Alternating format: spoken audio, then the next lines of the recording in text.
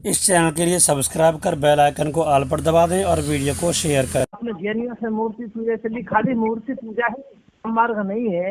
वाम मार्ग में हम और भी चीजें वाम मार्ग में रही हैं। कोई चीज खराब की जाती है तो वो सही से ही गलत आरंभ किया जाता है, सही क्रिया में ही गलत क्रिया शुरू की जाती है। जो वाम मार्ग पूर्व में पड़े आए कि जहाँ पर हम यज्ञों में बलि चढ़ाने लगे वो भी वाम मार्ग था, गलत क्रिया थी। और यहाँ आते आते हमने फिर गलत मूर्ति बना ली, लेकिन यहाँ जैनियों से चली है, बौद्धों से चली, इस पर गुरु जी समझाएंगे। वैसे हमने तो एक पुस्तक में ऐसा देखा है, प्राचीन काल में 440 ईस्वी में चीन का खायान आया था यहाँ भारत की सर्वे के लिए। तो 440 में उसने बहुत जगह देखा भारा, लेकिन कहीं मूर्ति पूजा का चिन्ह उसे नहीं मिला। तो वहां पर वो वापिस चला जाता है और जब दोबारा 640 में आता है तो प्रचार शुरू हो जाता है मूर्ति पूजा का। ये मूर्ति पूजा जो चलाई है वो जैनियों ने अज्ञानता के कारण, मूर्खता के कारण जैनियों ने पसंद किया गया कि ये मूर्ति पूजा कहाँ से चली। तो उसका जवाब ये है कि ये जैनियों ने, और जैनियों ने कहाँ से चलाई, वो अपनी मूर्खता से। तो जैनी लोग ये मूर्ति देख करके और उनका ये एक वो भी पाखंड बना के लाए हैं अपने यहाँ, और उन्होंने इस भारत देश को एक अपना सच्चा मार्ग जो वेद का मार्ग था उसका बहिष्कार करके और एक अनर्गल मार्ग को स्थापना करके और सारे भारत को एक अज्ञान पाखंड पूजा में इस विषय में चला दिया, ताकि सारा देश उसी में बन गया और क्षत्रिय ब्राह्मण चारों वर्ण उसी में उलझ गए। उसके जो विपरीत जो हुआ, तो अब कोई किसी का कोई सिद्धांत नहीं रहा, बिल्कुल वैदिक विद्या समाप्त हो गई यहाँ पर। तो एक ऋषि दयानंद देव आए, जिन्होंने इसका वेद का प्रचार प्रसार जिन्होंने पूरे भारत में अपना प्रचार प्रसार किया, जहाँ से इस वैदिक विद्या का प्रचार फिर हुआ। ये तो प्राचीन था, बहुत पुराना। ये वैदिक विद्या को समाप्त करके पाखंडियों ने सारा अपना भाग जमा दी सारे भारतवर्ष में। और उसके बावजूद देवदयानंद ने जब अपना वैदिक चिंतन निकाला तो उसमें सारे पाखंडी सब इधर उधर को शायद पकड़ गए, कोई तर्क में नहीं सामने डटता था। तो इन्होंने डटकर उसका प्रचार प्रसार किया। आज हम लोग भी उसी कार्य में लगे हुए हैं कि ये कब ये हमारा ये पाखंड जाल समाप्त हो, जो कि हमारी ये आगे पीढ़ी आने वाली वो तमाम अपने पाखंडों में जूझ रही है।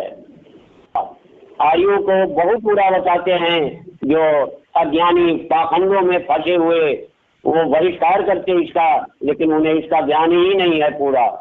वो तो जानते मूर्ति धर के मेरा ज्यादा ध्यान लगेगा, लेकिन नहीं, मूर्ति में तो ध्यान बढ़ता रहेगा, कहीं हाथ पे जाएगा, कहीं पैर पे जाएगा, कहीं आंख पे जाएगा, कहीं सर पे ध्यान जाएगा, बराबर चलता फिरता रहेगा, कहीं ठहरेगा नहीं। और ठहरेगा नहीं तब तक ईश्वर से कोई प्राप्ति या समाधिष्ट नहीं हो सकता। जैसे एक निशानेबाज अपना निशाना बिल्कुल एकदम जाम करके लगाता है, इसी प्रकार परमात्मा का लक्ष्य जो अपनाता है निराकार का, तो वो एक हृदय पास में लगता है, अंत कहीं इसकी कोई जगह नहीं है। तो इसी का मुख्य उद्देश्य यही है कि वो विद्या समाप्त हुई, अविद्याओं में लोग बढ़ करके सारे संसार को भटका रहे हैं, अज्ञानियों को, मूर्खों को। और जो ज्ञानी कुछ आज के दिन जो ऋषि के बताए हुए मार्ग का ज्ञान तो हो गया है, लेकिन अब वो अपना स्वार्थ के वश छोड़ नहीं रहे। अब हम अपनी वाणी को इसी में विराम देते हैं।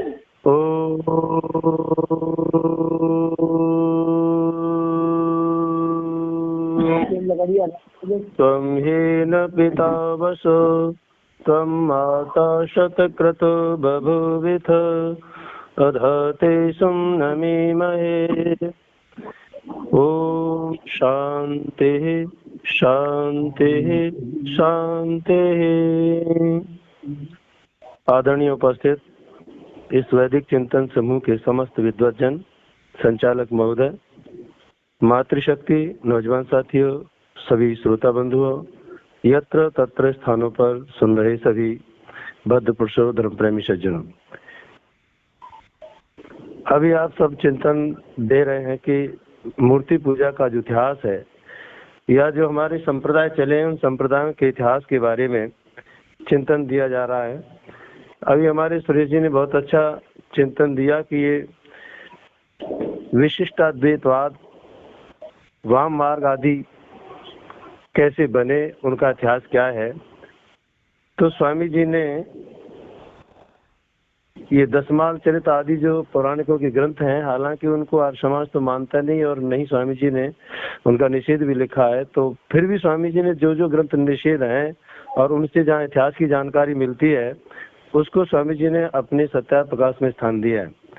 यानी उनका विक्रिय शूर्पा विचार योगी, और ये सटकोप नाम का कोई व्यक्ति सूप बेचने वाला बताया गया है, और इसका शिष्य चांडाल बताया गया, उसका शिष्य कोई यमन बताया गया, फिर उसका शिष्य बना। तो तीसरी चौथी पीढ़ी में आकर रामानुजाचार्य नाम के व्यक्ति जो ब्राह्मण कुल उत्पन्न थे वह आए और उन्होंने इस व्यवस्था को दिया। अब यहाँ स्वामी जी का एक विशेष बात मैं आपको चिंतन दे रहा हूँ कि ये मत जो है वेद विरुद्ध है, और इससे पहले जो शंकराचार्य का मत था वह भी स्वामी जी ने वेद विरुद्ध अमान्य सिद्ध किया। अब यहाँ दूसरा खड़ा हो गया। इन दोनों में स्वामी जी क्या तालमेल बिठा रहे हैं ये देखने की जरूरत है। स्वामी जी कहते हैं कि वो केवल ईश्वर को ही मानते, ब्रह्म को मानते हैं और बाकी सबको मिथ्या मानते हैं, किंतु ये जो रामानुज हैं ये तीनों पदार्थों को मानते हैं, ईश्वर, जीव और प्रकृति। अब विचार कीजिए, तो दोनों वेद में से कौन दोनों में से किसके नजदीक है? स्वामी जी त्रैतवाद के उपासक हैं और ये रामानुज भी त्रैतवादी है, और वो केवल ब्रह्म को ही मानते हैं और बाकी सारे संसार को और प्रकृति आदि को सब मिथ्या मानते हैं, स्वप्नवत मानते हैं।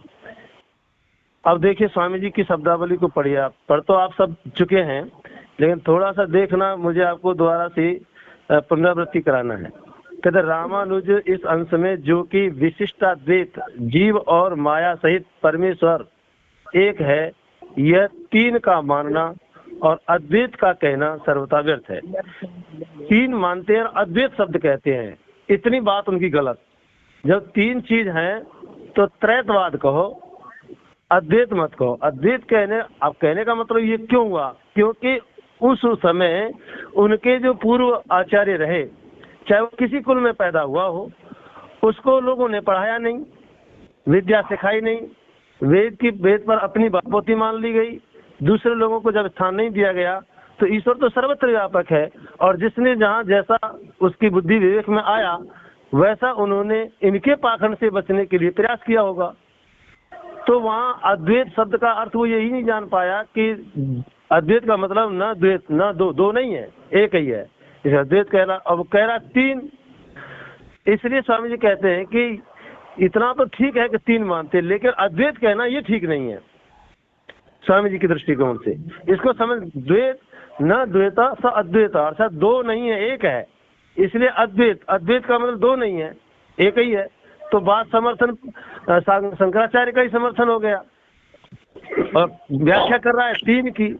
इसलिए स्वामी जी कहते हैं यह अद्वैत कहना सर्वथा व्यर्थ है, और ईश्वर के अधीन परतंत्र जीव को मानना, ईश्वर के अधीन परतंत्र जीव को मानना। जीव को क्या मान लिया कि ईश्वर के अधीन है, परतंत्र है, और कंठी, तिलक, माला, मूर्ति पूजन आदि पाखंड का चलाने आदि बुरी बातें चक्रांकित आदि में हैं। तो ये बुरी बात है, चलो मान लिया हमने। फिर कहते जैसे चक्रांकित आदि वेद विरोधी हैं, वैसे शंकराचार्य के मत के नहीं। अब दो बात आ गई यहाँ। क्या जैसे ये वेद विरोधी है और पहले कह दिए कि वो शंकराचार्य वेद विरोधी है, अब कहते अब दोनों में तुलना कर कहते जैसे ये विरोधी हैं वैसे शंकराचार्य आदि वेद के विरोधी नहीं है। क्यों नहीं है? क्योंकि वहां पर वे लोग वेद को भी मानते हैं, वेदांतों को मानते हैं, और ये लोग बिल्कुल भी नहीं मानते। ये तो शराब वराब में भी मस्त रहते हैं, गांजा भांग धतूरे में लिप्त रहते हैं। इस तरह से स्वामी जी तालमेल बिठाने का प्रयत्न कर रहे हैं।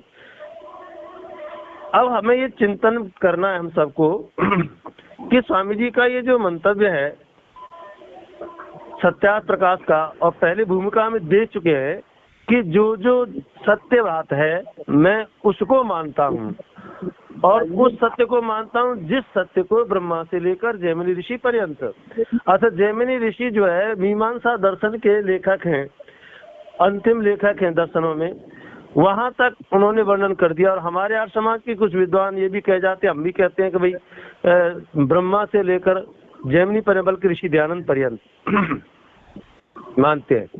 तो अब चिंतन ये आपको करना है कि स्वामी जी त्रेतवादी हैं, तो ये यमुनाचार्य वगैरह ये भी त्रेतवादी हो गए। अब इनके अंदर जो अज्ञानता है, जो अविवेक है, वो हमारी गलती है, ये हमारे विद्वानों की गलती है कि उन्होंने उसको बताया ही नहीं, पढ़ाया नहीं। अभी मेरे सामने घटना घटी, मेरे अपने संबंध में हमारे बड़े भाई के बच्चों बेटिया के संबंध था, मैं गया वहाँ, और वो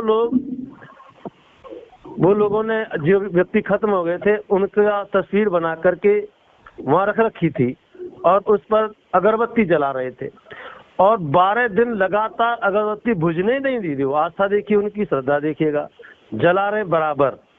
और जलाने के साथ साथ वहीं 10-12 लोग बैठे घंटे 2 घंटे सुबह शाम कीर्तन भी करते हैं, भजन भी बोलते हैं, रामकृष्ण के कीर्तन बोलते हैं, जैसा उन पर आता है वैसे करते हैं। और थोड़ी देर बैठते फिर वहाँ बीड़ी भी सुलगाते हैं, और सारे लोग बीड़ी भी पी रहे। गुटखा खाने वाला, तम्बाकू खाने वाला, वो तम्बाकू भी खा रहा है, थूकने के लिए उठ करके दूसरी जगह जा करके नाली में थूक के आ रहा है। मैं हालांकि मुझे अभी तक मैं गया नहीं, कभी जाता नहीं था, लेकिन ये मेहमान हमारे जो ज्यादा जुम्मे हुए बोले कि नहीं गुरुजी आप आओ तो से हमको बताओ रास्ता, हम तो जानते नहीं, जैसा लोग आ रहे हैं हमारे पुरखा दादी करते हैं वैसे ही हम कर रहे हैं, तो आप जब बताएंगे नहीं, क्योंकि वो आता जाता रहा। विवाह संस्कार भी वैदिक रीति हम लोगों ने किया था, तो संस्कार उसमें डल गए। गया मैंने कहा देखो जो आप ये जो अगरबत्ती जला रहे हैं ये सुगंधी दे रही है, और ये अगरबत्ती का जो प्रचार लोगों ने किया वेद के न जानने से, यज्ञ के न करने से, या यज्ञ करना लोगों ने सिखाया नहीं, यज्ञ में हमको बिठाया नहीं, व्यवस्था दी नहीं, इसके विरोध में, क्योंकि संस्कार तो हमारे पास थे सुगंधी फैलाने के, इसलिए ये परंपरा चल पड़ी है। अब दूसरी तरफ इसका उद्देश्य क्या है अगरबत्ती जलाने का? बोले सुगंधी करना। सुगंधी से क्या होता है कि दुर्गंधी खत्म होती है। दुर्गंधी खत्म करने के लिए आप, मैंने कहा अगरबत्ती जला रहे हो बहुत अच्छी बात है, किंतु आप बीड़ी जो पी रहे हो इससे क्या कर रहे हो? इससे सुगंधी फैली है दुर्गंधी। तो सारे लोग चुप हो गए। मैंने कहा यहाँ अब कोई बीड़ी नहीं पिएगा। मैंने कहा तुम 10 आदमी बीड़ी पी रहे हो, एक अगरबत्ती जला रहे हो, तो इस अगरबत्ती से कितना सुगंधी फैलेगी, कितने आपकी दुर्गंधी को दूर करने का सामर्थ्य इसमें। और इतना सारा जलाते जलाते अगरबत्तियों का जो राख निकलती है, राख का भी ढेर हो गया वहाँ, और हटाते नहीं। बोले कि 12वें दिन ही हटाएंगे, विसर्जन करेंगे। मैंने यार मूर्खता बड़ी बात हो, सब हटाओ, साफ करो चौकी को। मैंने चौकी हटवाया, धुलवाया, साफ किया, फिर बैठा तो यज्ञकुंड बनाया, और फिर लोगों को समझाया 1-2 घंटे। और कई लोगों ने वहाँ फिर शराब पीने का भी न पीने का संकल्प लिया, बीड़ी न पीने का संकल्प लिया, और गुटखा खाने का भी संकल्प लिया कि नहीं खाएंगे। तो इस तरह से कई लोगों ने इस बात को माना। अब जब हमारे विद्वान सब लोगों के पास जाते और उन्हें इस बात को बताया करते वेद की बात, तो मैं समझता हूँ ये सारे इतने मतांतर जो फैल रहे हैं ये नहीं फैलते। जैसा कि स्वामी दयानंद महाराज ने 5000 साल के बाद हमें ये चिंतन दिया, और उन्होंने ये व्यवस्था करके एक अपना आंदोलन चलाया, और उस आंदोलन के माध्यम से आज पूरे भारतवर्ष की हिंदू कहलाने वाली, मैं समझता हूँ सभी जातियों में ऋषि दयानंद के अनुयायी मिलेंगे, और सब वेद को पढ़ने पढ़ाने वाले हैं, वेद का प्रचार करते हैं, भजनोपदेशक एक से एक देखो आप, सभी बिरादरियों में आपको मिलेंगे, पुरोहित हमारे सभी बिरादरियों के मिलेंगे, शास्त्री आचार्य हमारे सभी लोगों मिलेंगे। तो ये क्यों बढ़ा? क्यों? इससे अगर पूर्व स्वामी दयानंद से पहले जो लोग थे अगर वह भी ऐसा ही काम करते तो मैं समझता हूँ कि न तो बौद्ध होते, न जैन होते, और न ही ये पाखंडवाद बढ़ता। और आज भी जो बढ़ रहा है, केवल आर्य समाज के अंडरटेक जो लोग आ जाते हैं सत्संग में, वह तो इस ओर बढ़ जाते हैं और अपने को बदल लेते हैं। लेकिन पौराणिकता में जितने भी पौराणिक लोग, आज भी याद रखिएगा, ये सब केवल हमें भेड़ बकरी की तरह पालते हैं। एक बहुत अच्छा उदाहरण दिया गया, कहते हैं हमारे मारवाड़ की तरफ से ना कुछ भेड़ बकरी चुगाने वाले लोग आते हैं। आपने देखा होगा गौर से, उन भेड़ों पर चिन्ह लगे होते हैं। किसी पर जो है हरे रंग का धब्बा लगा होता है, किसी पर लाल रंग का धब्बा लगा होता है, किसी पर काले रंग का धब्बा लगा होता है, किसी पर कोई धब्बा ही नहीं होता। तो उनका उद्देश्य क्या है, पता लगाया, शोध किया कि भाई ये अलग अलग क्यों रख रखे। तो पता लगा, देखो जी ये लाल रंग की जो है ना चिन्ह वाली, ये सब भेड़ें मेरी हैं, ये पहचान है मेरी। और ये हरे रंग की जो भेड़ें, ये हमारे साथी की हैं, और नीले रंग वाली इनकी है, काले रंग वाली इनकी है। एक बोला जिस पर कोई धब्बा नहीं है, सब वो सब भेड़ें मेरी हैं। ये चिन्ह है हमारे। और सारे मिल करके चुगाते हैं, और शाम को सब इकट्ठा करके अपना अपना झुंड बना लेते हैं। तो नीली नीली को इकट्ठा करेगा एक, और हरी हरी को एक करेगा, लाल लाल को एक करेगा, तो सबको गिन लेगा, काउंटिंग कर लेगा तो ये सब एक हो गई। बोले ठीक है।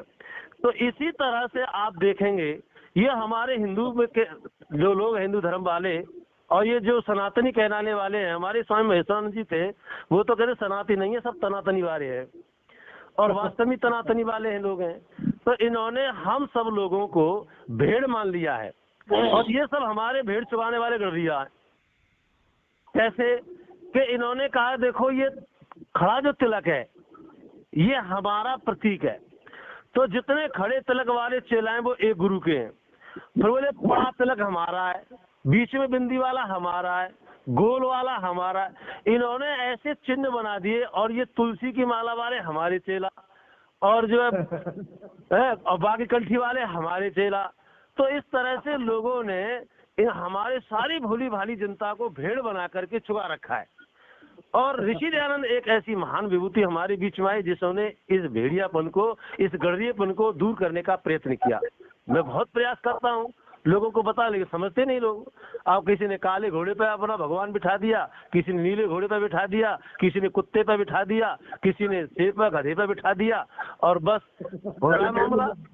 अब और कुछ नहीं चला, तो अब कुछ लोगों ने लाल पीले धागे बना लिए, उन धागों में बस अपना फोटो सेट कर दिया, और कुछ नहीं। जब क्योंकि कंठियों में रुद्राक्ष उन्होंने ले लिया, तुलसी उन्होंने ले ली, और अन्य प्रकार की माला उन्होंने ली, मुनका उन्होंने ले लिए। तो अब दूसरा उसने काम करना शुरू कर दिया अपना, कि अपना फोटो, अपनी पत्नी का फोटो, और सेट कर दिया ताबीज में, और उसमें धागा लगा दिया। किसी ने लाल धागा लगा दिया, किसी ने पीला धागा लगा दिया, किसी ने सफेद लगा दिया, और किसी ने और ना जनी में डाल दो, और पहरा रहे अपने चेला चेलियों को, बैठा रहे। आप विचार करना।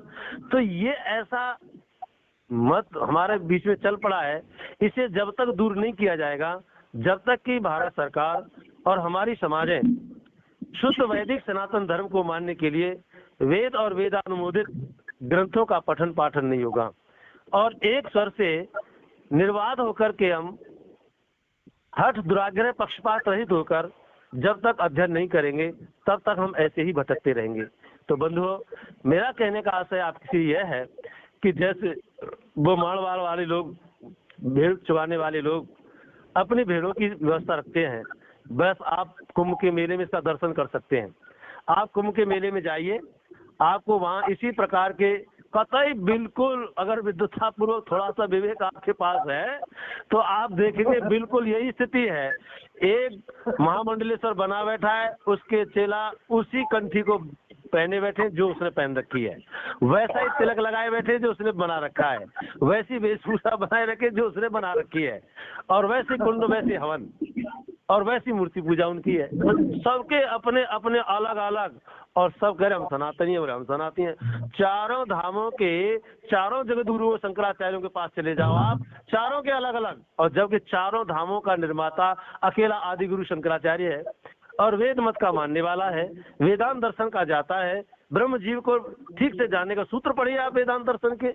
ऋषि राजन ने वेदांत दर्शन को माना है और वेदांत को वेद का अंतिम भाग माना है, उपनिषदों को वेद का अंतिम भाग माना है, और ये उपनिषदों के दुश्मन है, ये वेद दर्शन के दुश्मन है, उसके विरुद्ध आचरण करते हैं।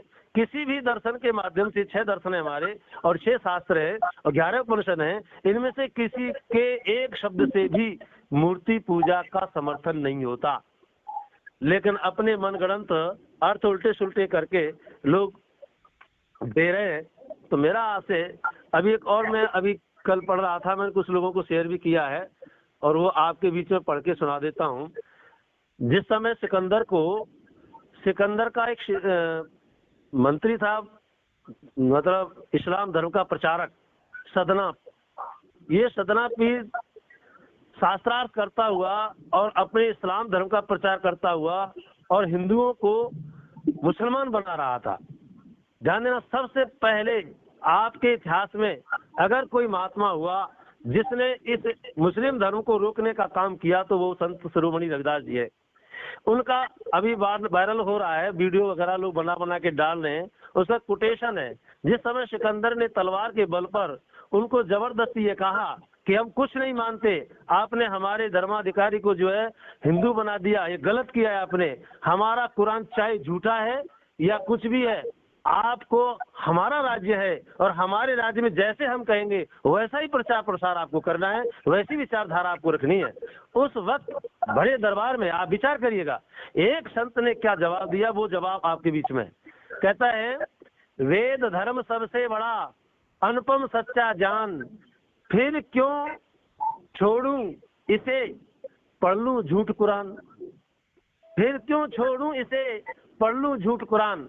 और आ कहते हैं, ध्यान देना, वेद धर्म छोड़ू नहीं, कोशिश करो 1000, तिल तिल काटो चाहे गोदो अंग कटार। अब विचार कीजिएगा, इतना पवित्र धर्म हमारा है और हमारे लोगों का चिंतन है, कोई जाति का ऐसा महापुरुष मुझे नहीं मिलता जो वेद धर्म का विरोधी हो, लेकिन वेद धर्म का विरोधी अगर बनाया तो इन दुष्ट लोगों ने बनाया, जिन्होंने अपनी बापोती समझी। महर्षि स्वामी दयानंद एक महापुरुष साहब हमारे बीच में आया, जिसने हमें ये बताया कि जब परमपिता परमात्मा की रचना सबको ज्ञानेंद्रिय भगवान ने दी है, सबके शरीर में ज्ञान प्राप्त करने के अंग हमें दिए हैं, फिर उसका ज्ञान सबको क्यों नहीं।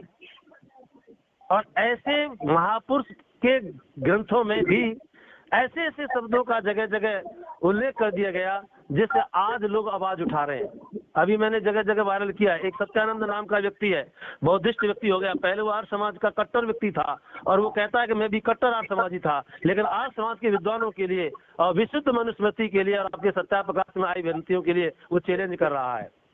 मैंने सारे कई विद्वानों के पास उसकी इस व्यवस्था को भेजा है। आइए, मैं तो कई सालों से इस बात को कह रहा हूँ कि भाई जहाँ स्वामी जी के लेखकों से गलती है, जानबूझ करके स्वामी का एक लेखक ये कह रहा है कि हम यो पौराणिकता मिला देंगे, वो अनार्यपन इसमें मिला देंगे स्वामी जी ग्रंथों में कि सृष्टि के प्रलय काल तक कोई पकड़ नहीं सकेगा। विचार करना, जब ऐसा स्वामी जी का निकटतम व्यक्ति जो लेखक है स्वामी जी का वो कह रहा है और आर्य समाज के लोग आज भी कान पर उंगली लगाए बैठे हुए, आज तो हम उठा रहे हैं, कल कोई दूसरा विरोधी उठाएगा तो क्या उत्तर देंगे आप। और वो सिद्ध कर रहा है कि ये जो गुण कर्म स्वभाव से आर्य समाज दलील देता है, उनके ग्रंथों में जन्म से ही ये वर्ण व्यवस्था सिद्ध होती है। और जन्म से जब होती है तो परमात्मा ने जन्म से इन सब लोगों के लिए ज्ञान इंद्रिय क्यों दी, कर्म इंद्रिय क्यों दी, इनके अंतःकरण क्यों दिया, इनका मन क्यों दिया, इनके लिए इस प्रकार का जो सृष्टि ज्ञान है क्यों हो गया। अगर जन्म से तो सब जन्म से होने चाहिए। तो इस तरह का मतलब घोटल घाट कर रखा है हमारे वैदिक साहित्य में भी लोगों ने, उसे विशुद्ध करने का प्रयत्न आर्य समाज के विद्वान अब तक करते आए हैं। हम कह रहे जहाँ जहाँ अब हम कहते हैं तो लोग कहते तुम उनके बड़े विद्वान है का, फलाने हो गए, अमुक हो गए, सब पूर्व के विद्वानों के नाम लेते हैं। हमने कहा भाई ये कोई आवश्यक अनिवार्य नहीं है, जिस समय जो व्यक्ति हुआ उसके सामने जो परिस्थितियां थी उसके आधार पर उन्होंने अपना चिंतन दिया। आज हमारे सामने जो परिस्थिति आ रही है उसके आधार पर जो हमारा बुद्धि विवेक काम कर रहा है वैसा हम निकाल के दे रहे हैं। यदि वह सत्य बात है, वैदिक है और ऋषि दयानंद के मंतव्य का सार्थक समर्थन करती है तो हमें स्वीकार कर लेना चाहिए। आप ये क्यों तर्क लगा रहे हो कि भाई उसके तुम कोई उनके ज्यादा विद्वान हो, क्या मतलब ज्यादा कमती का? भाई तुलना करने की क्या आवश्यकता है? हम तुलना नहीं कर रहे। और अब दूसरे लोग उठा रहे हैं हाथ, व्यवस्था दे रहे हैं। अभी आपकी मूर्ति पूजा पर भी एक व्यक्ति और कमेंट कर रहा है, वो कहता है कि आर्य समाज कहते हैं कि जैनियों से चली। वो आपकी विशुद्ध मतलब आपके वाल्मीकि रामायण को निकाल करके, महाभारत को निकाल करके और सारी व्यवस्थाओं को निकाल करके कहता है कि ये मूर्ति पूजा अब जैनी पहले हुई या रामायण पहले हुई? बोले रामायण पहले है। तो रामायण पहले है तो रामायण में मूर्ति पूजा का विधान है। अब रामायण में मूर्ति पूजा का विधान है, वाल्मीकि रामायण में मूर्ति पूजा का विधान है, वाल्मीकि रामायण में मांसाहार का विधान है। वाल्मीकि रामायण में बहुत सारे ऐसे कोटेशन है जिनको आर्य समाज नहीं मानता, और उन्होंने इसको निकाल कर अलग कर दिया। हमने तो अलग कर दिया, लेकिन जहां से हम लोग निकले हैं, याद रखिए, हम उनका समर्थन करते हैं, उनको अपने साथ रखना चाहते हैं। जो हमारे शंकराचार्य लोग बैठे हैं, जो जगतगुरु बने बैठे हैं, उन्होंने तो अलग किया नहीं, वो तो उसको वैसे ही मानते हैं। और गोस्वामी तुलसीदास की जो रामचरितमानस है, उसका तो सारे घर घर में पाठ होता है, और उसमें स्पष्ट लिखा है कि सीता जी पूजा करने के लिए गौरी के मंदिर में जा रही हैं, पार्वती के मंदिर में जा रही हैं, और वहां पर फूल पुष्प आदि चढ़ा रही हैं। तो ये कहाँ से आई? ये 9.5 लाख साल पुरानी घटना है, और ये 2,500 साल पुरानी घटना है। हम इतिहास में जो अब पढ़ रहे हैं, इस समय जो हम पढ़ रहे हैं कि भाई जैनियों से चली, और जैनी 2,500 साल पहले हुए। 500 ईसा पूर्व में जैनियों का उद्भव हुआ, 2000 आओ तो इस तरह 2,500 का 2400 चल 2000, हाँ 2,500 साल होता है। तो इस तरह से हमारा जो चिंतन हम दे रहे हैं, और वहाँ मिलावट हो रही है। राम के जब वहाँ सीता जी को दिखाया जा रहा है, वहाँ पर अहिरावण मारने के लिए राम और लक्ष्मण को ले गया, बलि चढ़ाने के लिए, देवी की घात चढ़ाने के लिए ले गया है। तो ये कहा, अब इसे केवल आर्य समाज कहता है कि ये गलत है और ये अवैधिक है, वाम मार्गियों ने मिलाया है, मूर्ति पूजकों ने मिलाया है, ये हम मानते हैं। लेकिन याद रखना, पूरे भारतवर्ष में जितने भी मठ मंदिर बने हैं, इनमें से एक भी व्यक्ति नहीं मानता इस बात को कि ये मिलावट है। ये साक्षात प्रचार करते हैं। अभी आप देख रहे हैं महाकुंभ का जो मेला लगा है, कई लोगों ने मुझे प्रश्न फोन करके पूछा कि आचार्य जी, ये जो महाकुंभ चल रहा है, इसमें अभी हमारे एक सुकांत जी हैं, उन्होंने भी कहा, हमारे एक चतुर्वेदी जी हैं, जगदीश चतुर्वेदी जी, उन्होंने, उनका दोनों का आपस में इसका विरोधाभासी हो गया, जबकि दोनों बहुत निकटतम व्यक्ति हैं। बोले आचार्य जी आप बताओ कि ये जाना चाहिए कि नहीं जाना चाहिए, वहाँ इसका कोई विधान वेद में है? मैंने कहा इसका कोई वेद में विधान नहीं है, दर्शनों में कोई विधान नहीं, व्याकरण कोई इसकी परंपरा नहीं। ये परंपरा सब पुराण से चली है, और पुराणों में जहाँ समुद्र मंथन का चिंतन दिया गया है, वहीं से ये व्यवस्था चली है, और वहीं से अमृत। और ये इस प्रकार का मेला ठेला और ये कुंभ की घटना या ये समुद्र मंथन की बात किसी भी मत मजहब संप्रदाय में, पूरे भारत में, पूरे विश्व में, किसी भी देश में ऐसा नहीं होता। अगर ऐसा होता, भगवान का अमृत वर्षा होता और उस जल में से सबको अमृत मिलता, तो परमात्मा सारी सृष्टि में जहाँ जहाँ पानी की व्यवस्था वहाँ सब जगह करता, और सबके ज्ञानेंद्रियां सबके पास दिए। अंग्रेजों के पास ज्ञानेंद्रिय नहीं है क्या? बड़े बड़े शोध करे, बड़े वैज्ञानिक है वो लोग। अच्छा, मुसलमानों के पास ज्ञानेंद्रिय नहीं है क्या? उनके पास भी ज्ञानेंद्रियां हैं, उनके बड़े बड़े विद्वान वैज्ञानिक है। अभी तुम्हारे कल परसों जो हमारे राष्ट्रपति हुए, कितने बड़े वैज्ञानिक थे, वो चिंतन किया। आज तक सारे राष्ट्रपतियों ने अब राष्ट्रपति भवन लिया, और राष्ट्र की सारी व्यवस्था उस व्यक्ति ने स्वीकार ही नहीं की, और छोड़ने के बाद उसको राष्ट्रपति भवन भी नहीं, उसने अपने घर से काम किया। विचार करें कितना त्यागी तपस्वी व्यक्ति है, और सिंगल व्यक्ति था, और अपना सारा संपत्ति राष्ट्र के लिए समर्पित कर गया। कितना त्यागी तपस्वी व्यक्ति है, तो हम नहीं समझते। तो इस तरह से हम देखते हैं कि सारे लोगों के पास सारी व्यवस्थाएं। तो आज भी हमारे लोग आर्य समाज को अच्छी तरह से जानते हैं। प्रधानमंत्री भी आर्य समाज से परिचित है, मुख्यमंत्री भी आर्य समाज से परिचित है। लेकिन आप विचार करेंगे, ये सब लोग ऐसा होने पर भी और मानते भी है कि ये पाखंडवाद है, गलत है, और देश के हित में नहीं है, आने वाली पीढ़ी के हित में नहीं है, फिर भी केवल वोट के लालच में आकर इतना बड़ा पापाचार कर रहे हैं। आने वाली पीढ़ी को भी धकेल रहे हैं पाप में, और वर्तमान के लोगों की बेमौत हत्या करा रहे हैं, और हो रही है। कितने लोग दब के मर गए, पता नहीं, लोग बता रहे ठेर लग गए, पहचान करने वाला कोई नहीं, किसी बक्सा, किसका थैला, बैग, क्या। विचार करने की आवश्यकता है। ये सब धर्म के नाम पर हुआ, क्या भगवान करा रहा है इस काम को? इतना चिंतन हमें मिल रहा है, और ये चिंतन केवल हम आप कर रहे हैं, दूसरे लोग नहीं कर रहे हैं। हमने माइक लगा रखा है, और माइक से आवाज सारे गाँव में, और 4-6 गाँव में जाती है आसपास, और जो लोग जिज्ञासु हैं वो बड़े ध्यान से अपने आसन पर बैठ करके सुनते हैं। उनका हम आभार करते हैं, धन्यवाद मानते हैं। कई लोगों को सुनने में कहीं विडंबना होती है, तो साक्षात्कार जब होता है, मिलते हैं, तो पूछते भी हैं कि स्वामी जी ये बात हमें समझ में नहीं आई। तो अच्छी बात है, ध्यान देना। लेकिन सब नहीं सुनते हैं, सब नहीं मानते। कुछ सुन तो लेते हैं, लेकिन फिर भी नीले घोड़ा पर चढ़े घूमते हैं। सुन तो लेते हैं, लेकिन फिर भी झंझूरा बजवाते हैं। सुन तो लेते हैं, फिर भी डीजे बज रहा है, फिर भी जो गंदे गीत विवाह के अवसर पर गाए जा रहे हैं।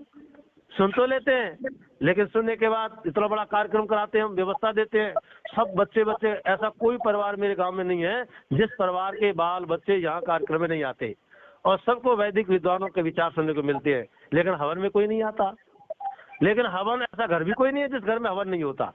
हवन सब करवाते हैं और अपने बच्चों के यहाँ व्यवस्था भी सब देते हैं। लेकिन मेरी नाराजगी, मेरा असंतुष्टिपन यही है कि लोग पूरी तरह से इस लाइन में आ जाएं तो पूरा गांव आर्यों का हो जाए। और आप देखें, हमारे गांव में बहुत प्राचीन काल से आर्यता है। पूरे भारत में घूम करके देखो, छोटे बच्चों को सब जगह दफनाया जाता है। केवल आर्य समाज का ये गांव समस्तपुर भूड़, मलिक फत्ता के नाम से, इसमें आज भी हाल ताजी बच्चे का जन्म हुआ हो और वो मृत हो जाए तो उसको लोग 2 गठरी कंडा लेकर के उसको जलाते ही है, नदी पे ले जाके उसका अंत्येष्टि ही करते हैं। ये आर्यता है हमारी, कितना प्राचीनतम कब से चली आ रही है। इससे क्या सिद्ध हो रहा है? ये दाह कर्म संस्कार करना वैदिकता है, आर्यों का, ऋषियों का शोध है, और आज भी हमारे यहाँ होता है। और यहाँ के लोग अपने जो मरने वाले जो परिजन है, किसी को भी किसी की डेड बॉडी को गंगा पर नहीं ले जाते और वहां पर खाने पीने का कोई पदार्थ नहीं बांटते। और यहाँ तक बात है कि हमारे गांव का कोई व्यक्ति हमसे जुड़ा हो या ना जुड़ा हो, लेकिन अपने नाते रिश्तेदारों के जहाँ भी जाते हैं, मैं कई लोगों के साथ गया और वहाँ जो लोग खाने पीने का पदार्थ बांटते हैं, कहीं पेठा बांटते, कहीं लड्डू बांटते हैं, और हमारे गांव समस्तपुर का कोई व्यक्ति वह नहीं लेता, नहीं मानता उसको। अपने रिश्तेदारी में जाएगा, निभाएगा, लेकिन वहाँ जब बटेगा तो नहीं खाते। हमारे मेहमान साहब ये नहीं खाते, को हमारे उनके यहाँ ये परंपरा नहीं है, गलत परंपरा है। तो कहने का कितना साहस, यानी वैदिकता, आर्यता और सद्जान सर्वव्यापक है, भगवान ने दिया है। लेकिन हठ और दुराग्रह में आकर हम इन पाखंडों में, परंपराओं में, अंधविश्वासों में फंसकर इस मूर्ति पूजा के चक्कर में आते हैं और नाना प्रकार की कुकर्मों के चक्कर में आ जाते हैं। इसलिए आए निर्भीकता पूर्वक हम सब लोगों से चिंतन देंगे कि जो यथार्थ सत्य है उसको वैसा ही माने। अभी हमारे भूप सिंह ने बहुत अच्छा उदाहरण दिया, विकल्प वस्तु शून्य विकल्प सूत्र है ये। अर्थात जो वस्तु नहीं है और वस्तु में अवस्तु का भान करा देने का नाम ये विकल्प निद्रा, विकल्प नाम की स्मृति है। इस विकल्प नामक वृत्ति को त्याग देना चाहिए, लेकिन हम नहीं त्याग रहे। मिट्टी का ढेला है, पीली मिट्टी है, कलावा लिपटा है, उसी को गणेश बोल, मान लो गणेश जी है।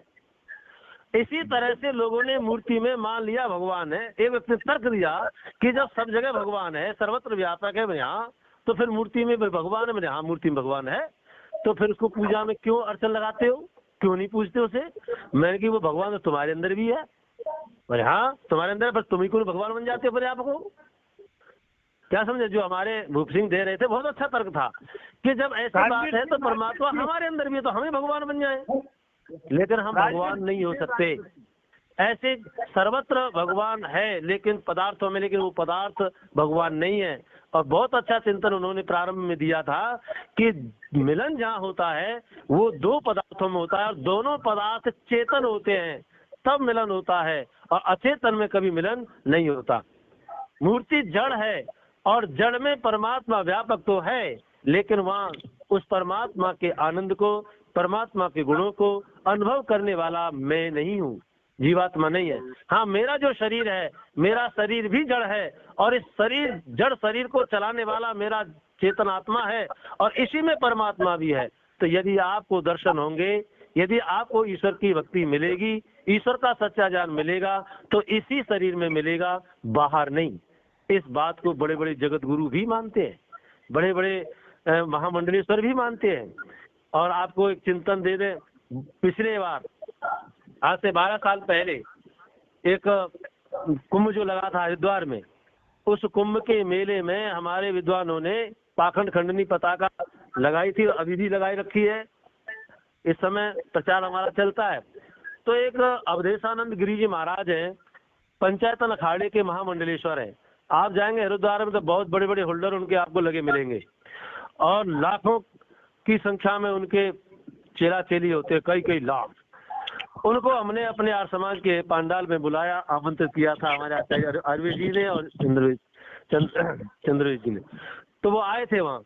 जब उनका व्याख्यान शुरू हुआ तो उन्होंने अपने व्याख्यान में बताया कि सनातन धर्म की जो सच्ची और सटीक व्याख्या महर्षि स्वामी दयानंद जी महाराज ने की है, ऐसी व्याख्या किसी ने आज आधुनिक युग में नहीं की।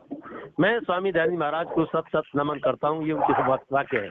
और कहते हैं कि सनातन व्याख्या का उत्तम कोटि का कोई ग्रंथ है तो केवल सत्या प्रकाश है। और उन्होंने अपनी झोली से निकाल के दिखाया, बोले ये सत्या प्रकाश मैं हमेशा अपने साथ रखता हूँ और खाली समय मिलता है तो मैं इसका स्वाध्याय करता हूँ। अब विचार करिएगा, ऐसे व्यक्ति बात कर रहा हूँ जो ये भी कह रहा है कि 25,000 शिष्यों को हर साल मैं दीक्षा देता हूँ। और जब से मैं आचार्य आर्यवेश जी से जुड़ा, इंद्रवेश जी से जुड़ा और आर्य समाज के संपर्क में आया, तब से मैंने भी भांग पीना शंकर के नाम पर छोड़ दिया, चिलम लगाना छोड़ दिया और किसी प्रकार का मैं अब इन लोगों के माध्यम से किसी प्रकार का कोई मद्यपान या धूम्रपान यदि नशा नहीं करता। और मैं अपने शिष्यों को अब ये संकल्प भी देता हूँ कि कोई शंकर के नाम पर ये बूटी न पिए, न प्रयोग करे। हम लोगों ने ताली बजा दी, बहुत बहुत धन्यवाद। इसके साथ साथ व्यक्ति एक बात और कहता है, कहते हैं जिस गद्दी पर हम बैठे हैं वो गद्दी नहीं बल्कि हमारे पैरों की बेड़ियां हैं और हमारे इतने प्रबल संस्कार नहीं कि हम बेड़ियों को काट सकें। उस व्यक्ति का बयान है, याद रखिएगा।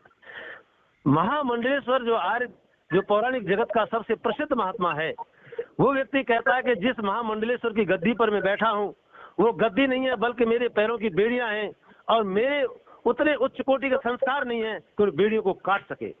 इसलिए हमारी अपनी मजबूरी है कि उसमें जो परंपरा पीछे से आ रही है, हम चाहे वो अंध परंपरा है और चाहे ज्ञान परंपरा है, हम उसी में अपने आप को डुबाए हुए हैं, जो बहुत बड़ी बात है। आपने मुझे महर्षि स्वामी दयानंद जी महाराज के इस पावन पवित्र सिंहासन पर, इस पवित्र मंच पर मुझे बुलाया, इसके लिए मैं आपका कोटि से आभार व्यक्त करता हूँ। विचार करना, ये महामंडलेश्वर स्वामी अवधेशानंद गिरी जी महाराज की बात है जो आज भी जीवित हैं। इसे क्या सिद्ध हुआ कि ये सारे लोग ऋषि दयानंद को अच्छी तरह जानते हैं, सत्या प्रकाश को अच्छी तरह मानते भी हैं, किंतु अगर ये छुड़वाने का प्रयास करें तो मैं समझता हूँ कितने लोग बेरोजगार भी हो जाएंगे भाई साहब, कितने लोगों की रोजी रोटी भी खत्म हो जाएगी, कितने लोगों के जो पीढ़ी दर पीढ़ी निठल्ले बैठे अपने मंदिरों में पूजा पजापा ले रहे हैं और अरबों खरबों की संपत्ति उनके पास इकट्ठी हो गई है, न पढ़े ना लिखे ना है, कोई MBBS करना ना है, कोई डॉक्टरी करनी ना है, उन्हें कहीं चलाना नहीं, हल चलाना नहीं, खेत जोतना नहीं, कहीं जाना नहीं, बस मूर्खों घुमाते रहते हैं और बस उनके पास आता रहता है। तो कितना बड़ा नुकसान हो जाएगा भाई आर्य समाज की बात को मानने पर। तो यार लेकिन अपनी आत्मा की कितनी दुर्गति हो रही है, आने वाली पीढ़ी गर्त में जा रही है, पतन में जा रहे हैं, इस पर ख्याल नहीं है। केवल 5 तक के लोग देखते हैं, दूर की नहीं। महर्षि स्वामी दयानंद जी महाराज एक महानता विभूति हमारे बीच में ऐसी है जिसने हमें दूर दृष्टि से दूर तक दिखाया और इस मूर्ति पूजा के जो परिणाम हमें दिखाए, जो दोष दिखाए, निकाले, और इसके परिणाम स्वरूप स्वामी जी कहते हैं देश जो हजारों साल गुलाम हुआ केवल इसी मूर्ति पूजा के आधार पर हुआ। इसलिए आए हम इस व्यवस्था को पूरी तरह से अपने जीवन से निकालें और सच्चे भगवान की बनाई जो हमारी माता पिता आदि मूर्तियां हैं, इनकी पूजा करें, इनका सम्मान करें, इनका सत्कार करें। और जब हम करेंगे अपने माता पिता की सेवा शुश्रूषा आदि, ये भगवान की बनाई साक्षात मूर्तियां हैं। मैंने अभी जहाँ मैं शांति यज्ञ में गया था उन लोगों से बताया और गिलानी हुए लोगों के आंखों में आंसू आने लगे और कान पकड़े लोगों ने संकल्प लिया, मैं विचार करो, मैं तुम सब मंदिर जाते हो? बोले हाँ जाते हैं। और मंदिर में मूर्ति के सामने बीड़ी पीते हो? बोले नहीं पीते। मैंने गुटखा खाने वाला गुटखा खाता है? बोले नहीं खाता। क्या पुजारी खाने देगा जबकि पुजारी खुद खाता है, बीड़ी पीता भी है? लेकिन ना वहाँ नहीं खाने देता साहब, और वहाँ हम भी नहीं खाते। क्यों नहीं खाते भाई? वो डर लगता है कि भगवान है। मैंने सुनो ध्यान से, वो सामने जो मूर्ति बनी है रोड़ी बजरपुर सरिया सीमेंट की बनी है, उसके सामने आप डर रहे हो, और भगवान की बनाई मूर्तियां छोटे छोटे बच्चे बच्चियां तुम्हारे घर के सामने तुम्हारे आंगन में खेल रहे हैं। ये किसकी बनाई मूर्तियां हैं? बोले भगवान की। ये भगवान की बनाई मूर्ति के सामने तो शराब पीते हो, तुम बीड़ी पी रहे हो, तुम गुटखा खा रहे हो, तुमको शर्म नहीं आती? कितना पाप करते हो, इस जघन्य पाप से तुम कभी मुक्त हो सकते हो? केवल अगरबत्ती जला दी, बात खत्म कर दी।